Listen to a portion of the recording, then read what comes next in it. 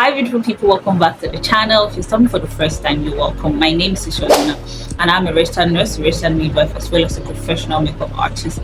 And over here we discuss all things pertaining to faith, health, beauty, as well as nursing. So if these are the kind of content you're looking out for, please do not hesitate to like, to share and subscribe. Today's video is going to be a story time video, but I want it to be very interactive because it is centered around a topic that is of importance in our present day society.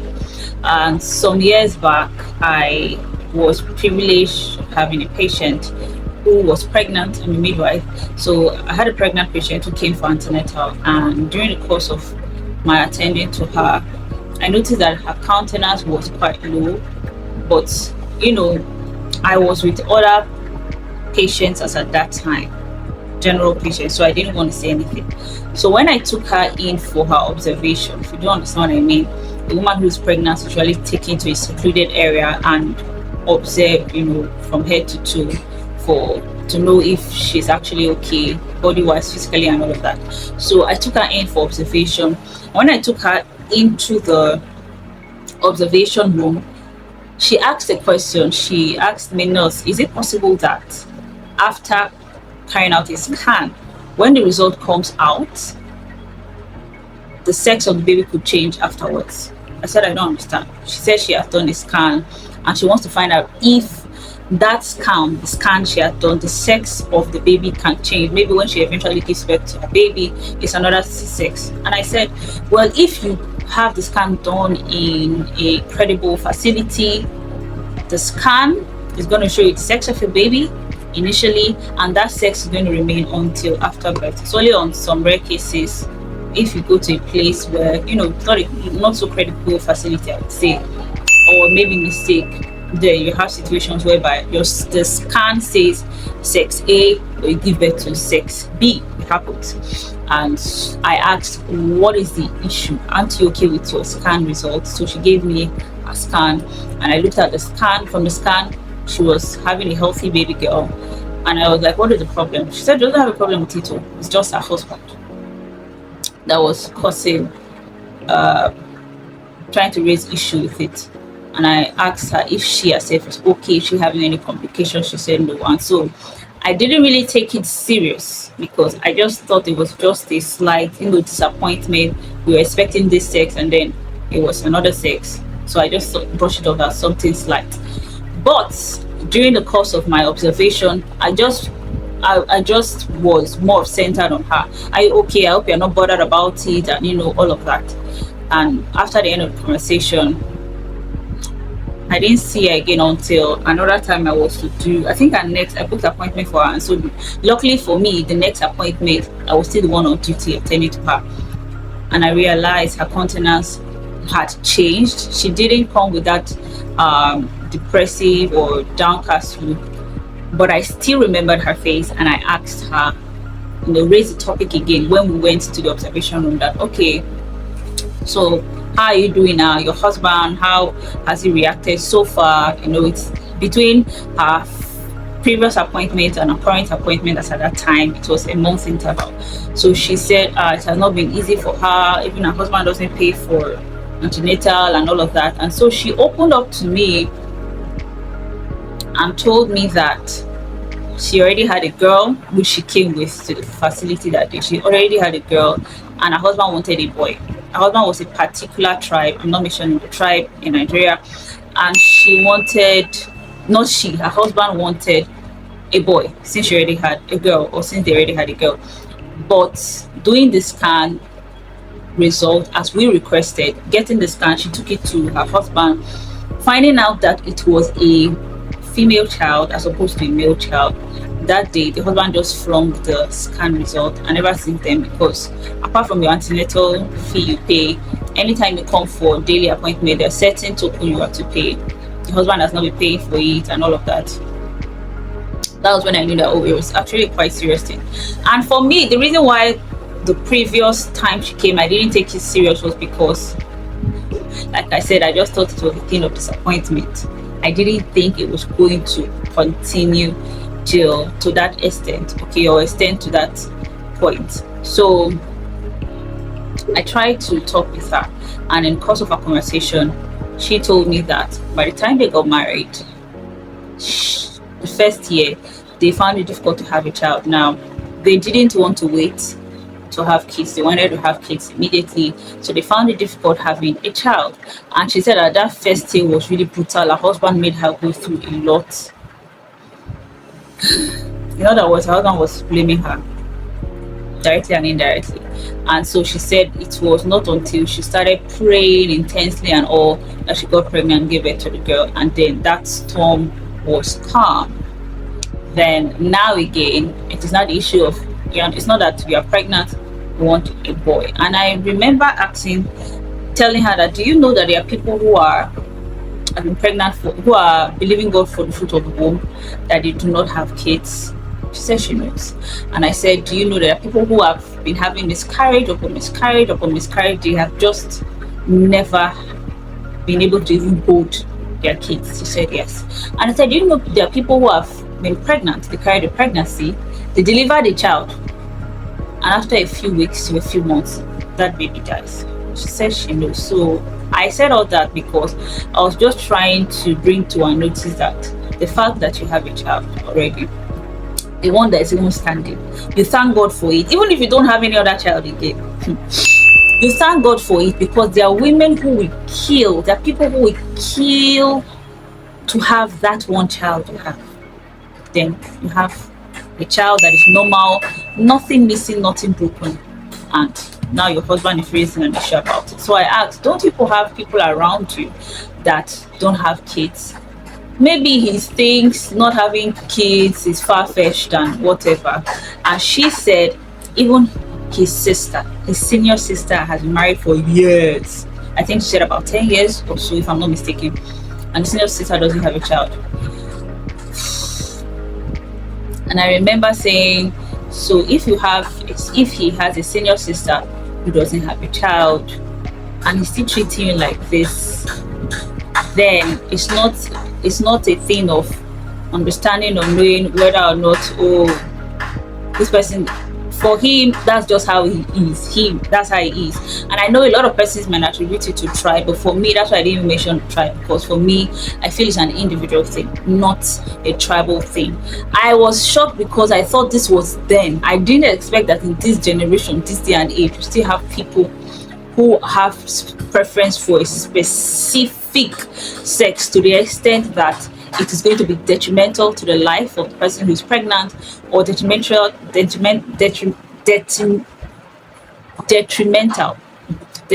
to the marriage institution as a whole. For me, I was surprised, but my own major concern was her. She's my patient, and I was so much interested in her and her case, because I know that pregnancy, you have to be in the right state of mind, physically, emotionally, and all. In short, because of like I said, the man wasn't paying for antenatal. I was the one paying for the treatment. So anytime she comes, I pay for whatever she needs to get. She didn't have money to do that. So that's what I was doing. But I didn't know what else to do, how else to advise her. And I remember taking up the matter with her permission, obviously. I took the matter to my senior in charge, and she thankfully handled it well. She was aware of the matter. She also tried to encourage her. Just do you understand? Just the most important thing is if you are not fine mentally, it's going to affect the baby. So just be calm. The husband might raise up issues and all, but just be praying. We're here praying with you. We're here supporting you and all of that. As regards the financial implications, we're already handling it as a facility. So just be fine. And unfortunately, I went on leave. When she delivered, I wasn't around. I was on leave. And I remember seeing how after I resumed from leave, and I asked my colleague, how far? How was the delivery like? Was it a smooth one? And it was my colleague that was saying that her husband was even there that day of the delivery. And when the baby came out, the husband still believed that, or still expected that the sex is going to change, right? And so when the baby came out and he found out it was a girl, the man was so angry and all. So it was the in charge that spoke with the man, took him out to a room, a corner, and tried to talk to him about the whole thing. Why am I talking about this? This life, I know that sometimes we could desire a particular thing. We could desire a particular thing. It might not be fruit of the womb, it might be anything. And the fact that you don't have it, or you don't have it the time you desire or the way you wanted, it doesn't mean that God doesn't care or God doesn't love you. God is giving you the best. See, I know that online I even saw a case, I even heard a case of a surrogate mother who was pregnant, carrying a baby on behalf of a couple, and the couple found out that from the scan, baby was a boy and they wanted a girl. And after delivering the baby girl, the couple didn't want to have anything to do with the child. Was it? After delivering the baby girl, they didn't want to have anything to do. Sorry, baby boy. They didn't want to have anything to do with the child, so they left the child with the surrogate because it wasn't the sex they wanted. Jesus, I don't know. There are women who are trying to conceive. I don't know. There are women who are trying for years. See, I know people who, right from when I was a teenager, they have been believing God for the fruit of the womb. Like they have been praying. This people are in service unit. What have they not done? Do you know what it is to do IVF and it fails? Do you know how costly IVF is? And then you get pregnant just like that. Just like that. You didn't even stress yourself. You didn't wait as much as some persons waited, and there's an issue. What if you are giving birth to the child and the child was sick, like seriously sick, maybe one arm or disabled? What would you have done? What would you have done? Please, men and women, please let us sit up. Let us sit up. Let us sit up. Nobody has the power to make another person. There are female children that you give birth to that you will weep all the days of your life. There are male children that you will give birth to and you will weep all the days of your life. Let us be careful. Don't incur the wrath of God. Sometimes when you see some certain things happen, you don't know what you have done. Now the innocent woman is there. Do you know what it is to carry a pregnancy? Carrying a pregnancy is a huge sacrifice. Because there are people who terminate pregnancies. Yes, they do. So someone to carry a pregnancy from the first month to the 9th month, do you know what she's going through? You have no idea. Say in Nigeria they'll say who no go. If you have not gone through it, you don't have an idea of what that person is going through. And some person's experiences are so bad, so terrible. But yet, do you know that women even die during delivery, whether it's vaginal birth, whether it is cesarean section? Women die during delivery, and that is not even of importance to you. I want a particular sex that is of importance to you above the life of the mother, above the life of the baby. I want a particular sex. If God takes away that one that He gave you and the one He gave you previously, what will you do? And I know, just to digress a bit, there are women who can be so careless when they talk. You as a woman who is married, who has kids, I feel you should be more understanding of situations like this. When I see women talk about other women who don't have kids, downgrade them or make one kind of nasty comment, I don't know the bush. I don't know the bush you are from. Some people make some nasty comment when someone that is not married makes those comments. To me, I just overlook it. But when someone who is married and is giving birth, you know what it is. You have been through all this, and then you're making nasty comment about someone who is struggling to have kids. Please, there are people around. The best you can do for them is to pray for them.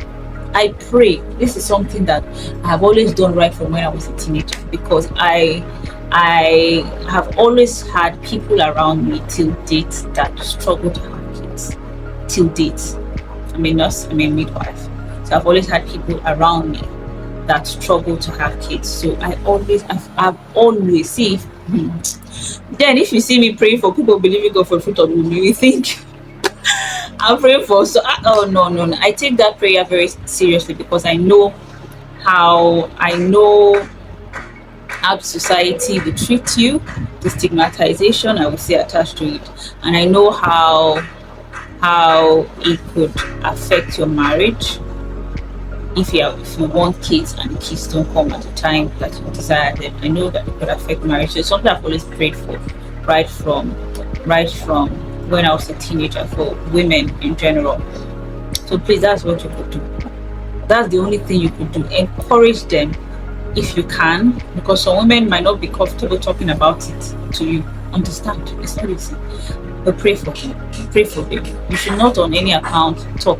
Even those that are not married, you don't even have an excuse, because you don't know the one that is waiting in front for you. You don't know whether your own case is going to be like that. Sometimes some persons experience it not because they've done anything wrong. It's not because they've hurt someone or broken someone's marriage or killed someone's child. It's just, that's just a path in life. At the end of the day, let the glory goes to God. So all this sex preference and whatever, to me, it's totally wrong. Totally wrong. This video, I didn't intend for it to be long. I know that if I sit down and talk about this continually, it's going to be longer than this. But in essence, what I'm saying, if you have a woman, any woman around who is trying to conceive, TTC mothers, please encourage them. Please pray for them. Please pray with them, whatsoever way you can. And by the time they eventually get pregnant, whether they were trying to conceive for a long time or not, if you have been through that process, you should be able to support anyone around you. You don't have to give them money. You don't have to buy them anything if you can't afford it. Just a words of encouragement, just being there for them as a support system is very, very important. This is Women's Month, right? We have Women's Month this month, so please support a sister around you. Men, that's your wife. You are to support, you are to protect her from outsiders. It should be both of you against the challenge, not you being the challenge or you and the challenge collaborating against your wife, vice versa. Please, to all women who are trying to conceive, I see you. I pray for every woman. It's a norm in my life. I do that.